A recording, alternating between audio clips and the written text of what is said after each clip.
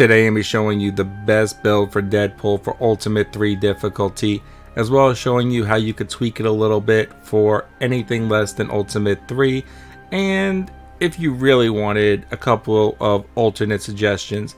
Starting with the best comboed characters for him, which is a build I have for Doctor Strange, which I'll be sharing in a couple of minutes, and an insane Dark Hunter build, which I'm going to be posting tomorrow.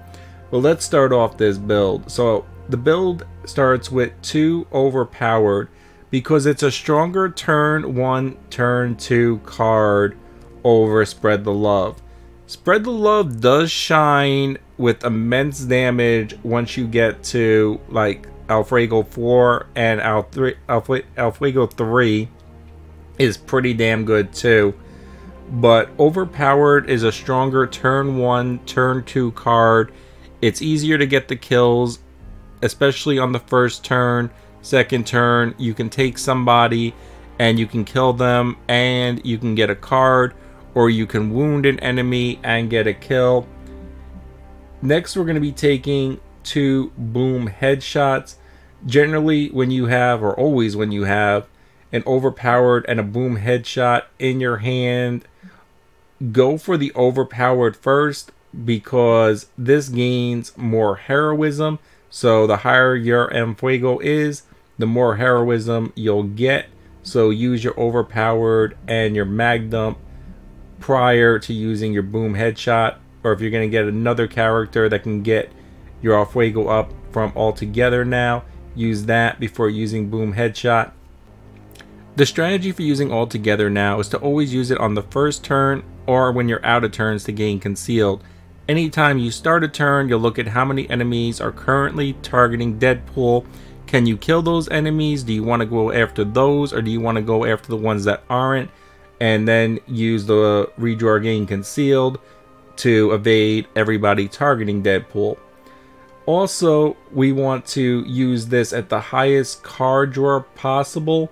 So like on a turn, beginning of a turn, if you can get your Fuego up through another move, or if you still have altogether now remaining for other characters and they can get your Fuego up, use that and then use altogether now so you get the most amount of cards. Also, why we have so much quick in the deck, because we need to have him go after, he's basically cleanup for the first couple rounds, taking out the low end. Then when he gets to Fuego 3, 4, he can start doing damage. But in the beginning, you want to be drawing cards the highest value when you use this for sure. Always try to draw at the highest value. Next, we're going to be taking Burning Sensation. Now, this does exhaust, but it stacks up damage so quick. At just Fuego 3 on a non-crit on a 50 level Deadpool, you're looking at like 2,000 plus damage, I believe, and 3,000 on a crit, something like that.